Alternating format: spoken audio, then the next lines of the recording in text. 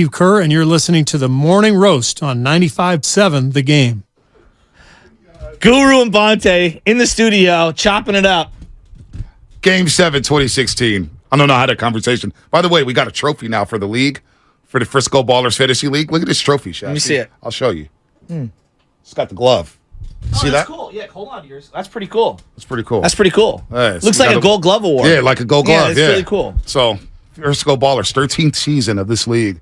It looks like it needs a little oil and conditioner. Do you know? Cause I don't know if I can Pull out the squeeze name that. plates, and I had to make sure to get the trophy after I won the championship. We've been talking about the trophy for 5 years.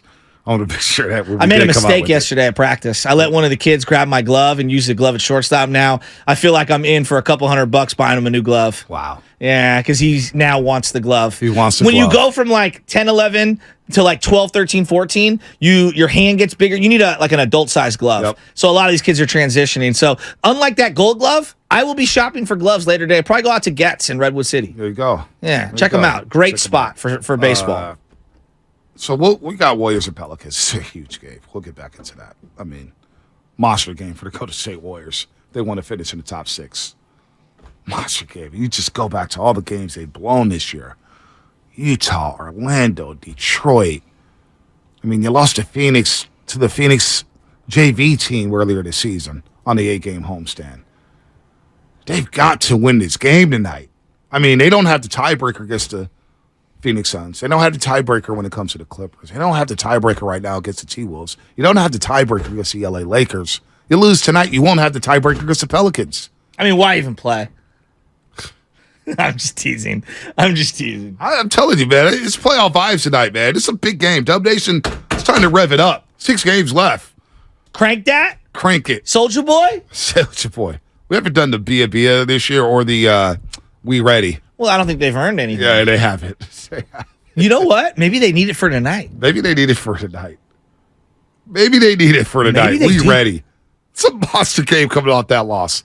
Steph Curry, I feel like a Steph Curry 40 burgers incoming. And now people are coming in. All right, some of my favorite places to go get sporting goods for baseball specifically. West Coast. Is it San Lorenzo or San Leandro? I can never know. But it's right there at Marina Landing. T&B up in San Rafael. Great spot where you can get gloves. And then obviously Getz Brothers. Support these small local businesses. Yep. Getz Brothers in Redwood City, Belmont, right there off Industrial. All those places are the spot. Obviously, you can go to like one of the major ones like Dick's or whatever. Right. But to me, I like to support the local people that have been doing it for a long, long time. So those are my 3 spots, my go-tos. You know, Goo and I were just talking about the 2016 NBA Finals Game 7. He was like, I just watched it over. Yeah. Bonte, help me. When I was in Mexico, I was watching Super Bowl 54 over, and I sat Why do you do that? It's like me watching. I watched Game 6, 2002, Giants Angels during COVID. Oh, and I was like, why am I doing this? Oh, so that game one time, I was working at Cobb's Comedy Club. It was on a Friday night. I was on a Friday night. Great third baseman for the Giants, only for 1 year. It was a Friday night. I was getting ready to go to Cobb's Comedy Club, and MLB Network had that game on, and it got to 5-0, and that's the one game of my life that I will not watch over. Really? In its entirety. Scott Spezio, Felix Rodriguez? I don't even get to that point. It got to 5-0. And Felix Rodriguez was very good for the Giants. Very good that season. But if you say Felix Rodriguez, I automatically think Scott Spezio. I think Scott Spezio did. I think the Marlins.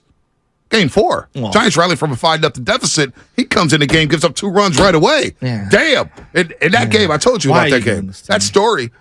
When they went down 5-0, I left the house and went to go get a Metro phone. I said, to hell with this team. I'm done with the Giants. And I come back in. My cousin's at the door, Jesse Street. He's like, banging on the door. They came back. I'm like, go open the damn door. And I look, and I'm like, 5-5, we're back. We're going to get a game 5. And then Felix Rodriguez comes in and gives it up. And then JT Snow takes the widest turn around third base. Conine makes the throw of his life. Who got the hit?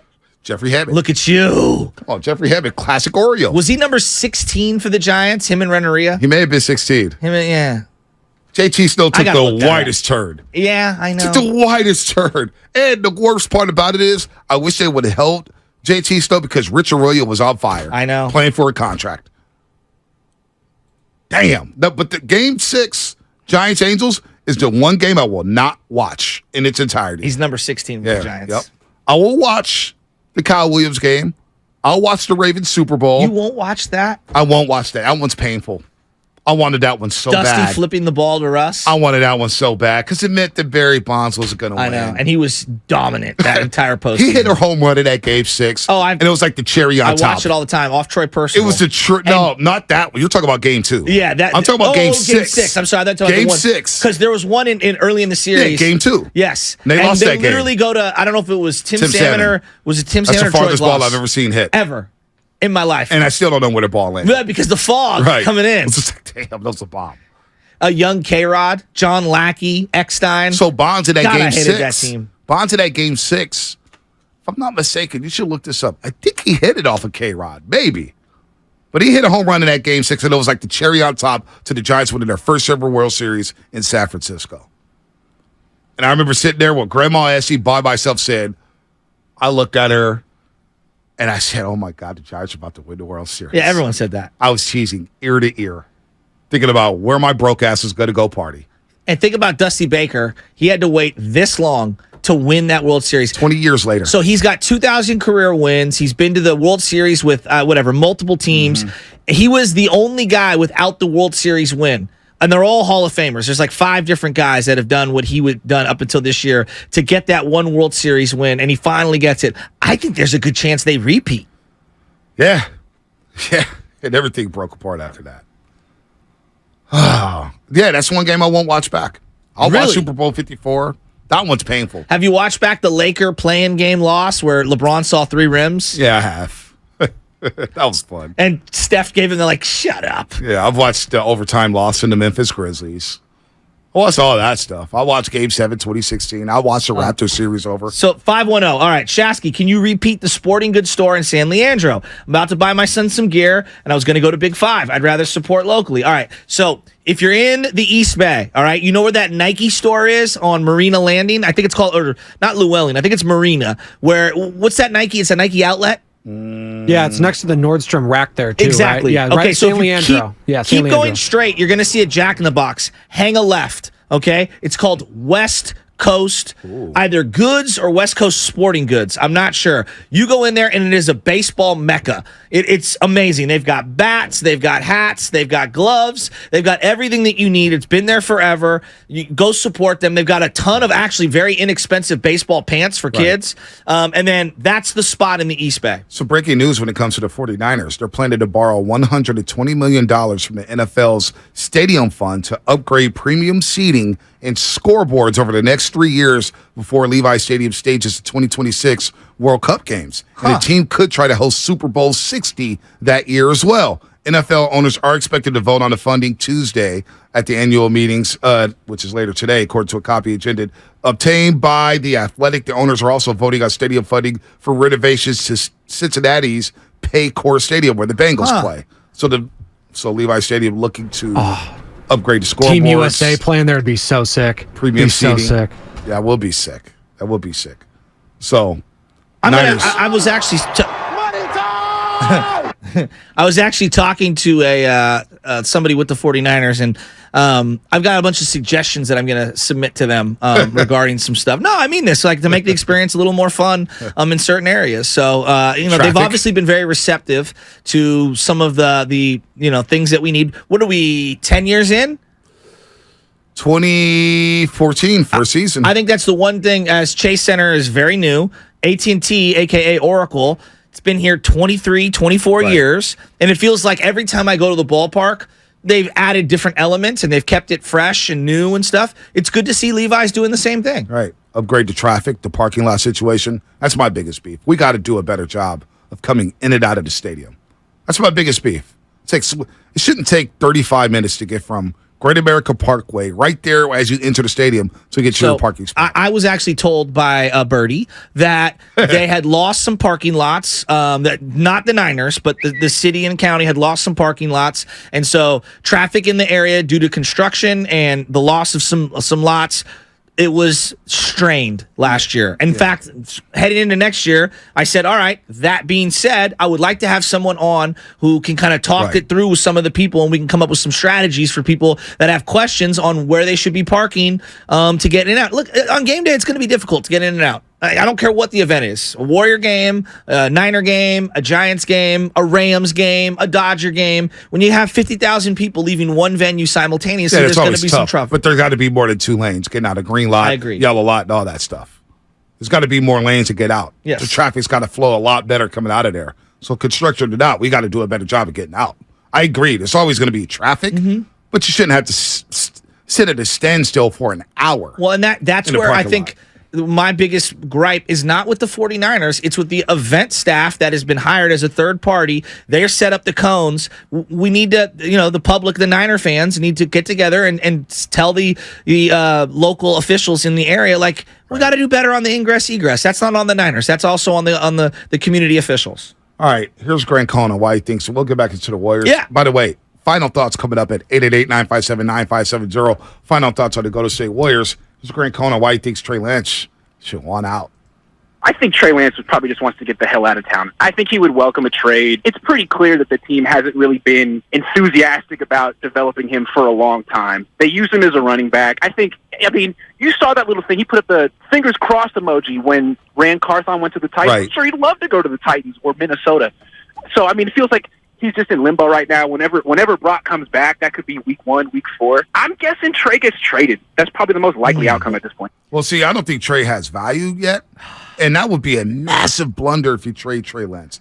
Would it be if they think that they have Brock Purdy? Does that even itself out? That's a lot riding on Brock Purdy. Are we? I agree Are we with as that. a fan base confident that Brock Purdy can lead this team to a Super Bowl over the next 5 years? Brock Purdy played really well down the stretch last year. Okay, let me ask you this: But who had a better season last year? I'm asking you sincerely: Daniel Jones or Brock Purdy? Because if you ask me the question if Daniel Jones is a Super Bowl caliber quarterback, I would probably say absolutely not. I would say no, although Jones had less to work with. Agreed. Purdy had a lot more to work with. I think he has some good talent too. Right. His legs, he has a good arm. And I don't even love Daniel Jones. And it was his first year with Brian Daboll. I know. So, Brock slightly, but would Brock be able to take that New York Giants team to the playoffs? I don't know the answer to that. Wow. Yeah, I don't either. But That's I kinda how I have look big at it. faith in Brian Daboll. Exactly. Right? And that's why I'm using him as an example. Like, coaching really does matter. Obviously, the players around you really matter. They have thrown to no wide receivers. I don't know. I'm just asking out loud, like, I still believe that when push comes to shove, you have to have the Burrows, the Mahomes types, the Allens types. Like, I do believe that. Can you win a lot of games with service level quarterback or even, much better? Yeah, hell yeah, you can. Like, yes, like the Vikings did last year, for example. But can you win the big one? That's the question that I don't know if I have an answer to. Can you win the big This one? feels like the case study. Shanahan also mentioned today that, he doesn't believe Darnold has been in the best position to succeed as a quarterback. And that he was a number 3 overall pick for a reason. And they believe in his skill set. They believe he's a highly talented quarterback. That's according to Kyle Shanahan. You know what's funny? Is like we keep going back to college with Sam Darnold. Trey had better film than Sam Darnold. Well, it's comparable.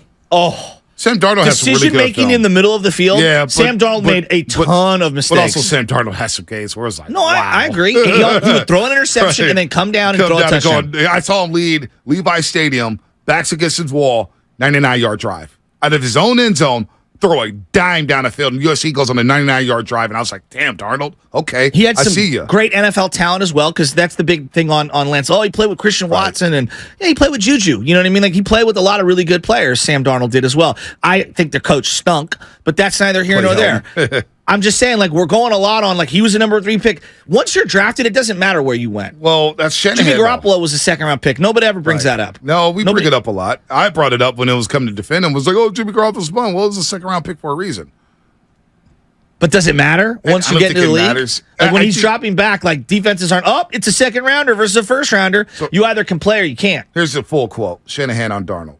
Sam has as good of a skill set as there is. That's why he went as a 3rd pick in the NFL draft. When you study his play, you can see it too.